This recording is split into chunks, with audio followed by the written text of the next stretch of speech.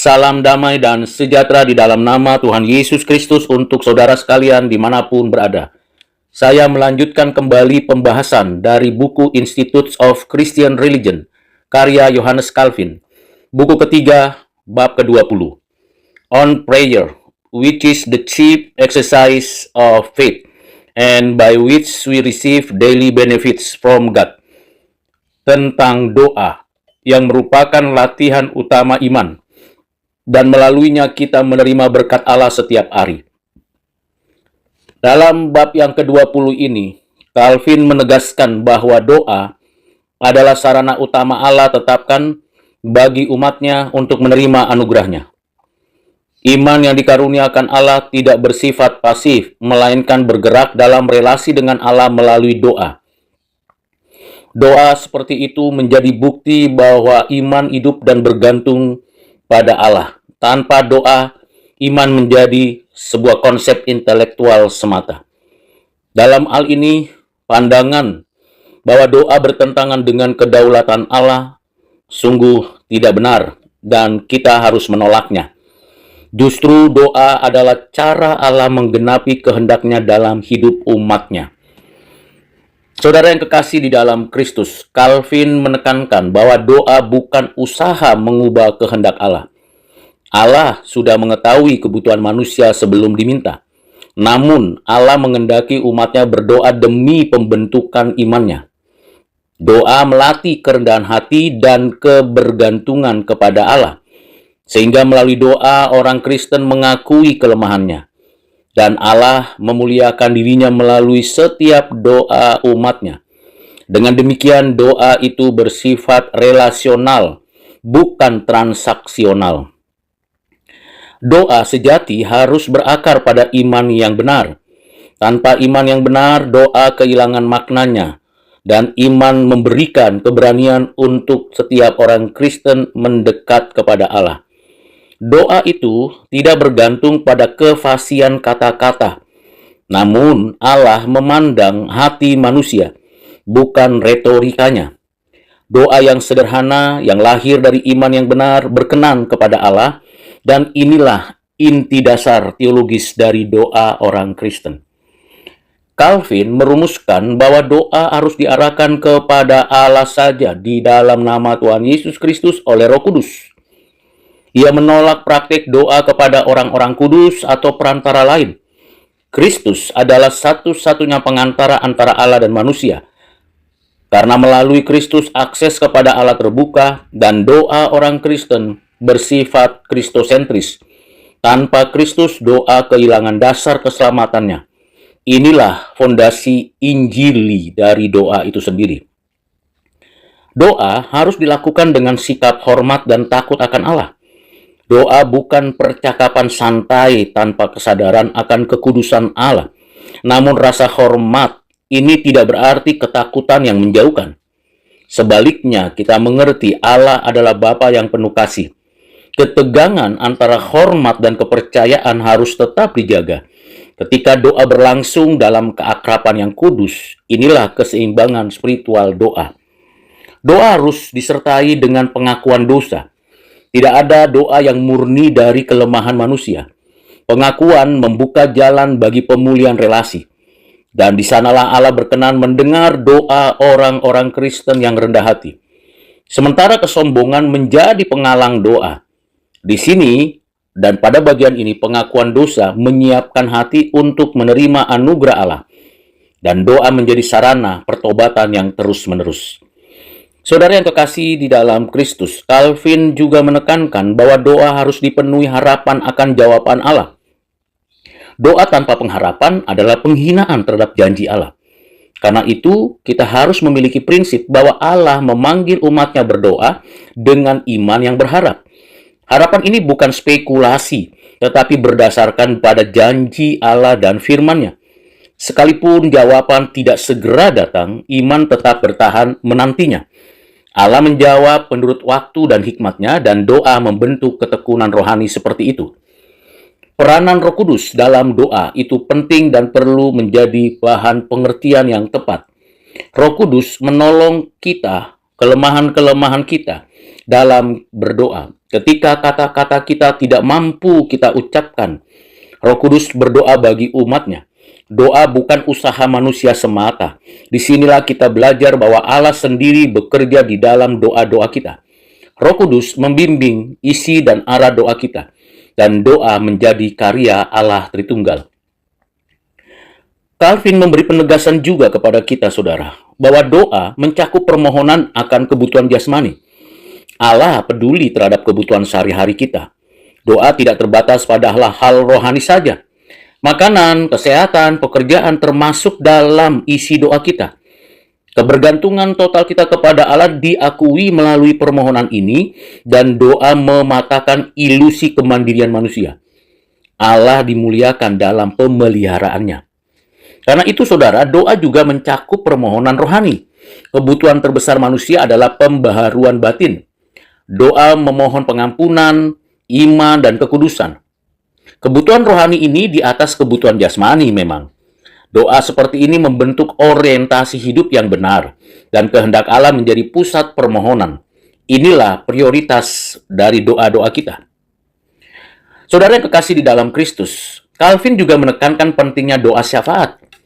Orang-orang Kristen dipanggil berdoa bagi sesama. Doa tidak bersifat individualistik. Orang Kristen hidup dalam solidaritas rohani. Wujudnya doa syafaat yang mencerminkan kasih Kristen kepada sesama. Melalui doa syafaat, orang Kristen ikut ambil bagian dalam karya Allah.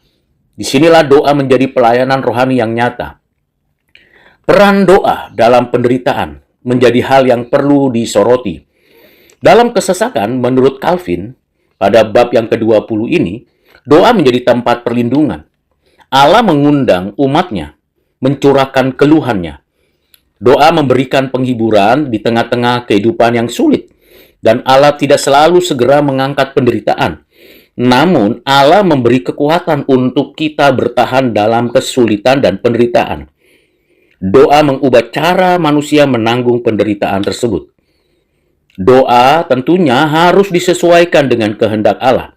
Doa bukan sarana memaksakan kehendak pribadi kepada Allah. Justru sebaliknya, kehendak Allah menjadi ukuran dari setiap permohonan kita kepada Allah. Namun, kehendak Allah tidak meniadakan permohonan yang jujur. Allah mengizinkan umatnya menyatakan isi hatinya, sehingga doa menjadi dialog yang hidup. Penyerahan diri menjadi inti dari doa orang Kristen.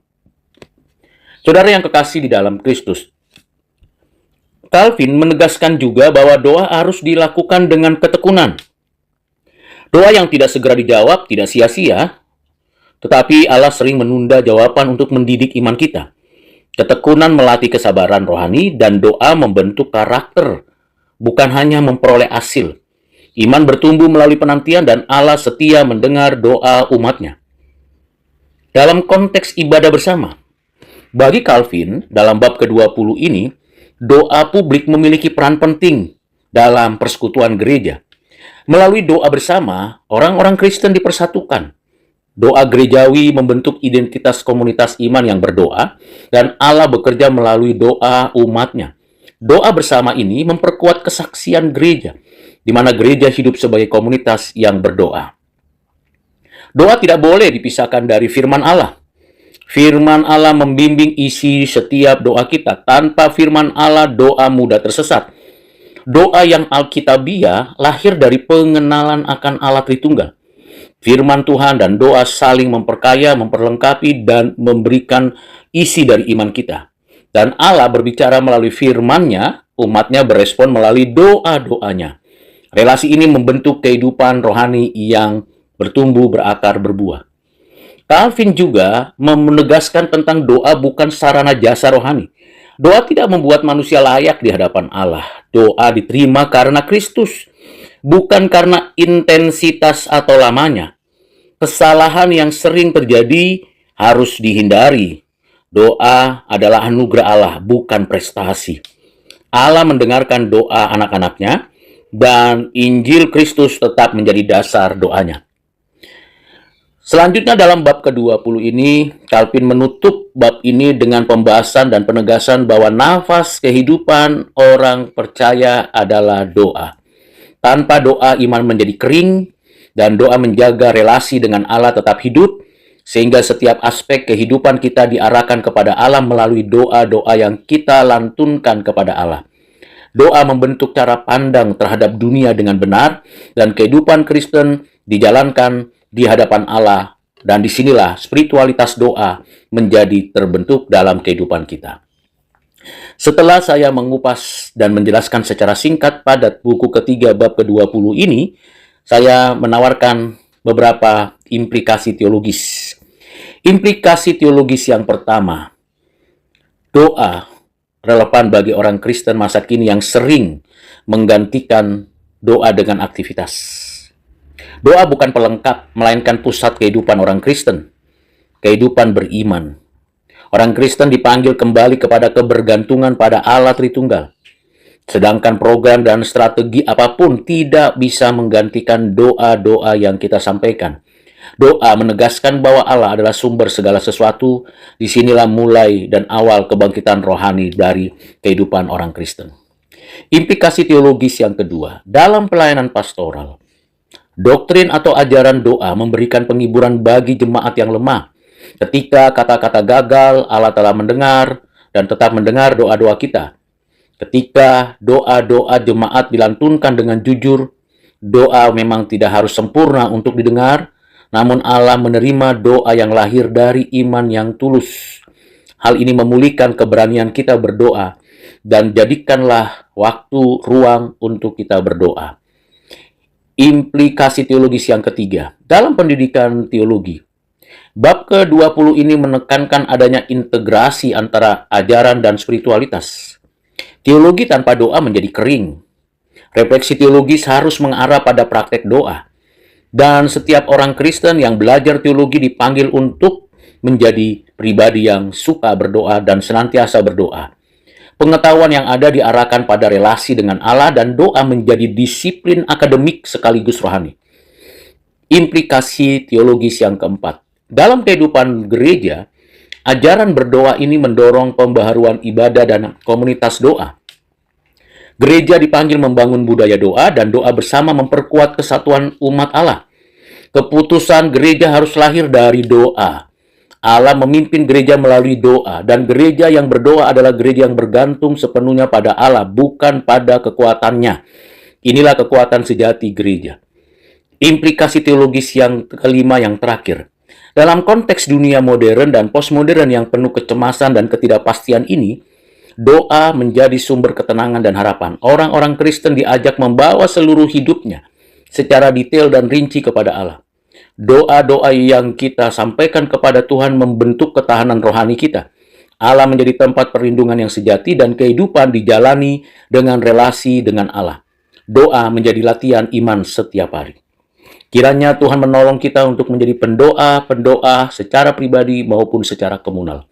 Tuhan Yesus memberkati kita sekalian. Amin.